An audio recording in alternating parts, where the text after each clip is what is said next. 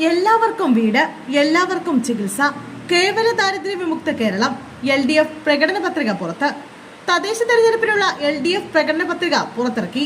എല്ലാവർക്കും വീടും ഭക്ഷണവും ചികിത്സയും ഉറപ്പുവരുത്തുമെന്ന് പ്രകടന പത്രിക വാഗ്ദാനം ചെയ്യുന്നു. അതിദാരിദ്ര്യമുക്ത പദ്ധതിയുടെ തുടർച്ചയായി കേവല ദാരിദ്ര്യ നിർമ്മാർജ്ജന പദ്ധതി ഉൾപ്പെടെ പ്രകടന പത്രികയിലുണ്ട്. AKG സെന്ററിൽ നടന്ന ചടങ്ങിൽ LDF convener TP Ramakrishnan, CPI സംസ്ഥാന സെക്രട്ടറി MV ഗോവിന്ദൻ, മറ്റ് ഇടതു നേതാക്കൾ തുടങ്ങിയവർ പ്രകടന പത്രിക പുറത്തിറക്കുന്ന ചടങ്ങിൽ സംബന്ധിച്ചു. ഭരണത്തിൽ ഏറ്റവും കൂടുതൽ ജനപങ്കാളിത്തവും പ്രാദേശിക സാമ്പത്തിക വികസനവും ജനക്ഷേമവും ഉറപ്പുവരുത്തുന്നതിന് ഇടതുമുന്നണി പ്രതിജ്ഞാബദ്ധമാണ്. ഇതിനായുള്ള കർമ്മ പരിപാടിയാണ് 2025 തദ്ദേശ തെരഞ്ഞെടുപ്പിലേക്കുള്ള മാനിഫെസ്റ്റോയായി ജനങ്ങളുടെ മുന്നിൽ അവതരിപ്പിക്കുന്നതെന്നും പ്രകടന പത്രിക പറയുന്നു. കേവല ദാരിദ്ര്യ വിമുക്ത കേരളം പ്രകടന പത്രിക മുന്നോട്ട് വയ്ക്കുന്നു.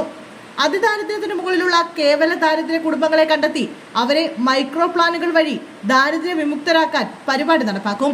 കേരളത്തെ സമ്പൂർണ്ണ പോഷകാഹാര സംസ്ഥാനമാക്കും. ജനകീയ ഭക്ഷണശാലകൾ ആരംഭിക്കും. എല്ലാവർക്കും ഭക്ഷണം ഉറപ്പാക്കുക ലക്ഷ്യമെന്നും പ്രകടന പത്രികയിൽ പറയുന്നു. തെരുവുനായ പ്രശ്നം പരിഹരിക്കുക ലക്ഷ്യമിട്ട് എല്ലാ തദ്ദേശ സ്ഥാപനങ്ങൾക്ക് കീഴിലും തെരുവുനായ്ക്കളെ കൂട്ടത്തോടെ പാർപ്പിക്കാനുള്ള സങ്കേതങ്ങൾ ഒരുക്കും.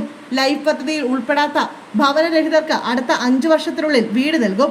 മുഴുവൻ കുടുംബാരോഗ്യ കേന്ദ്രങ്ങൾക്കും നാഷണൽ ക്വാളിറ്റി അക്രഡിറ്റേഷൻ നേടിയെടുക്കും. 20 ലക്ഷം സ്ത്രീകൾക്ക് അടുത്ത 5 വർഷത്തിനുള്ളിൽ തൊഴിൽ ലഭ്യമാക്കും. തീരദേശങ്ങളിൽ കടലിന്റെ 50 മീറ്റർ പരിധിയിൽ വസിക്കുന്ന എല്ലാവർക്കും പുനർഗേഹം പദ്ധതിയിൽ ഉൾപ്പെടുത്തി പുനരധിവാസം ഉറപ്പാക്കും. വിദ്യാഭ്യാസ മേഖലയിൽ 5 വർഷം കൊണ്ട് ദേശീയ പെർഫോമൻസ് ഗ്രേഡിംഗ് ഇൻഡെക്സിൽ ഒന്നാമതെത്തിക്കും തുടങ്ങിയ വാഗ്ദാനങ്ങൾ പ്രകടന പത്രിക മുന്നോട്ട് വയ്ക്കുന്നു. CPI നേതാവ് സത്യൻ മൊകേരി, ഉഴമരിക്കൽ വേണുഗോപാൽ, ആന്റണി രാജു MLA, അഹമ്മദ് ദേവർകോവിൽ, മാത്യു ടി തോമസ് തുടങ്ങിയവർ പ്രകടന പത്രിക പുറത്തിറക്കൽ ചടങ്ങിൽ പങ്കെടുത്തു.